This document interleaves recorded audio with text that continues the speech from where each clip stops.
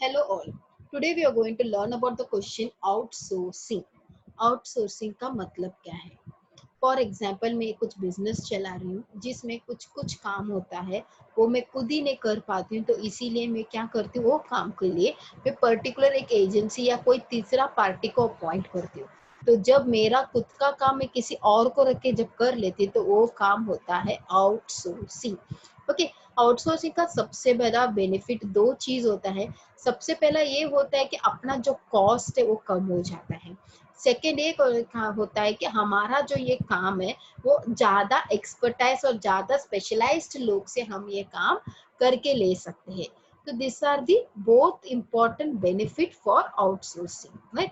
अभी जरूरत ही क्या है आउटसोर्सिंग करने का, फायदा क्या है? सबसे एडवांटेजेस क्या है कि सबसे पहला एडवांटेजेस ये है कि अपना जो ओवरऑल कॉस्ट है वो कॉस्ट कम हो जाता है। दूसरा, अपना मैन पावर कॉस्ट भी कम हो जाता है। क्यों? क्योंकि आउटसोर्सिंग में जो जितने लोग रखते हैं उनको मुझे अपॉइंट करने की जरूरत नहीं है।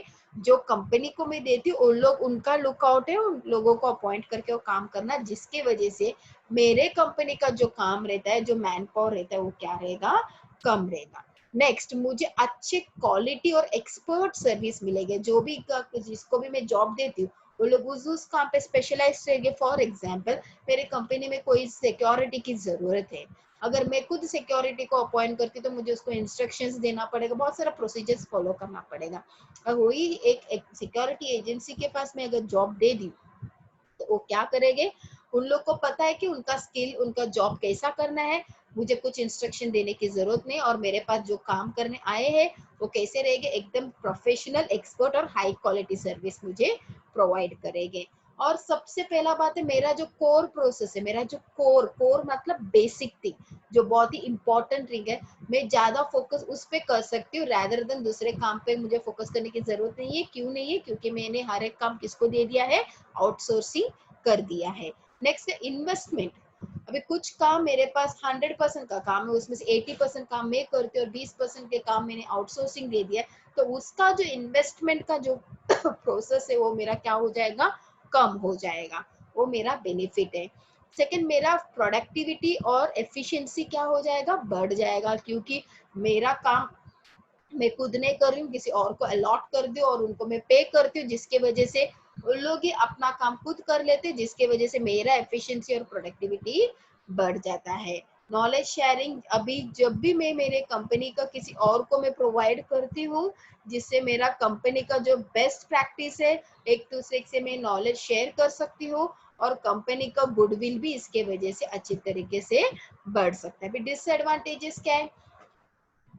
Lack of customer focus. Customer का फोकस में नहीं ले सकते, क्योंकि कुछ पर्टिकुलर पार्ट रहता है कि मैक्सिमम एक कॉल सेंटर्स वगैरह जिसमें कस्टमर का डायरेक्ट कांटेक्ट विद आउटसोर्सिंग लोगों के पास रहता है, मेरे पास अवेलेबल बहुत कम होता है, जिसकी वजह से मैं लोगों को फोकस नहीं कर सकती हूँ।